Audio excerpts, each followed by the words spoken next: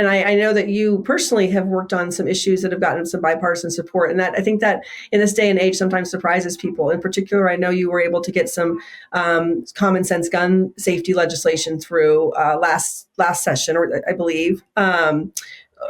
Tell me about that. Like that might surprise people that you were able to do that. I know you flipped a very red district in 2022 when you first got elected. So both maybe love to hear kind of about your experience running in that kind of seat, and then your experience in figuring out how to build some common ground around issues in Alabama. Sure, and yeah, the seat, like you said, had been red. The demographics of the district changed that made it that it was possible to flip it. It took a lot of hard work and a lot of door knocking. And the biggest issue that I heard from residents, didn't matter if it was white or black, lower income areas, more affluent, gun violence and community safety were I would say the biggest issue that I heard from people about. And just knowing the trauma that it causes, knowing when someone dies from gun violence, it's not just that immediate victim's family, but it's the surrounding community, its colleagues, its fellow students and classmates. So that came up a lot in the campaign. When I ran, my opponent and the year that I ran was when the legislature in Alabama did away with permits, so voted Alabama a permitless state, and law enforcement came out very strongly against that bill. They said, this is going too far. If people don't permit, it's going to endanger law enforcement. It's going to endanger communities. So I ran on a platform of that I would try to address gun violence, knowing that the legislature can't do everything, but that there are some meaningful things. And I worked really closely with grassroots community groups, but also with law enforcement.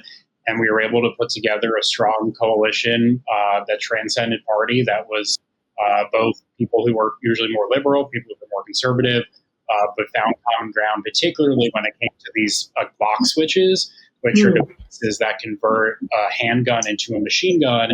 And they had been used in some pretty high-profile, really awful shootings in the state in various parts of Alabama. So that certainly got the attention of the community and of lawmakers. And presenting it and going about it as this is not an infringement on the Second Amendment. It's not trying to take away, leisurely or recreational guns. It's not taking away the right to own a gun for self-defense. We're talking about machine guns that are weapons of war that just inflict mass casualties and mass harm.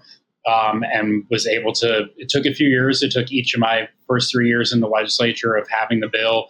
But this third year, we got it through. Not every Republican voted for it, but we got enough to get it through, and worked in a bipartisan way. And now it'll save lives. That's so exciting and so wonderful. And what do you think it was?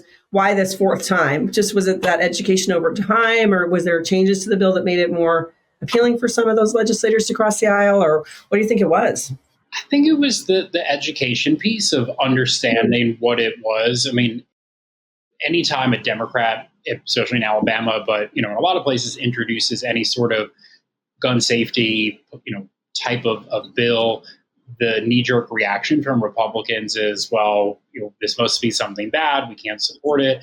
But once some of my Republican colleagues started hearing from the sheriffs in their districts, hearing from the police chiefs in their districts, a lot of one-on-one conversations that I had, that really informed them that, look, this is a big but narrow, and it's a big issue in the sense that it's impacting a lot of people. But the legislation was narrow in scope, and that it wasn't trying to tackle a bunch of different areas. And something that was really effective for a bunch of my colleagues was there were demonstrations at shooting ranges where ATF specialists, the best trained firearms experts, who showed that even when they used one of these devices, they couldn't control it. The bullets went in every which direction. So just to visually see an ATF armed specialist demonstrate how dangerous these are, that also, that visual demonstration was very educational and eye-opening.